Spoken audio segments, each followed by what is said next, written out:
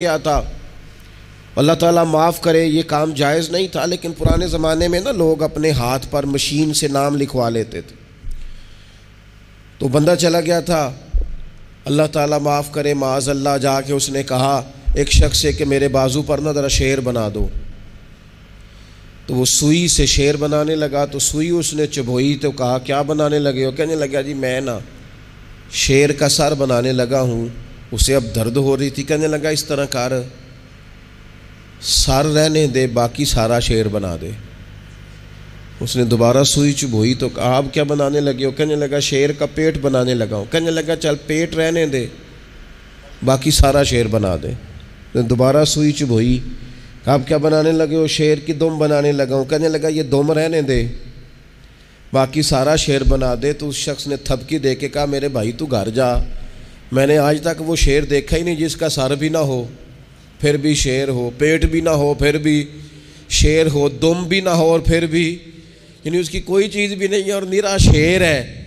اور پھر امی کہنے لگے یہ کیسا مسلمان ہے، نماز دعا کرو، سچ بولا کر دعا کرو، کسی کا خیال رکھا کر دعا کرو، تو اپنے دل میں اللہ کی مخلوق کے لیے نرمی پیدا کر دعا کرو. تو کون ہے؟ کہتا میں ہوں مسلمان اور پکا مسلمان ہوں، میں تمہیں ہلنے نہیں دوں گا اس بات سے، لیکن اگر آپ مجھے کہیں مسلمانوں والا کوئی کام کریں تو کہتا ہے نماز کے بغیر مسلمان نہیں ہوتا، سچ کے بغیر مسلمان نہیں ہوتا، دیانت کے بغیر مسلمان نہیں ہوتا. اور میں تم سے بڑا عاشق رسول ہوں. تو بھائی کچھ چیز نظر بھی تو آئے نا، کوئی اس کے اثرات بھی تو ہونا. آپ دکاندار ہیں تو آپ مال لینے جاتے ہیں، لا کے بیچتے ہیں، دکانداری نظر آ رہی ہے. آپ تاجر ہیں، آپ کسی چیز کو خریدتے ہیں بیچتے ہیں، تجارت نظر آ رہی ہے. آپ کا علم سے شغف ہے، آپ پڑھتے ہیں پڑھاتے ہیں، سمجھ آ رہی ہے.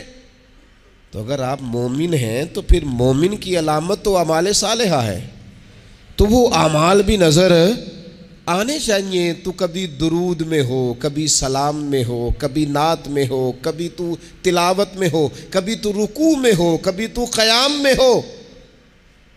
اگر تیرا دل اپنے بچوں کے لیے دھڑکتا ہے تو پھر تیرا دل غریبوں کے بچوں کے لیے کیوں نہیں دھڑکتا؟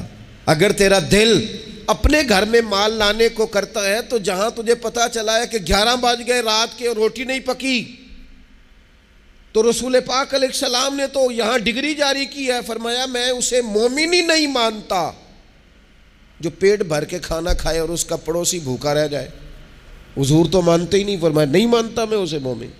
یہ کیسا مومن ہے کہ پڑوسی بھوکا ہے اور یہ راج راج کے کھا رہا ہے اور طرح طرح کی غذا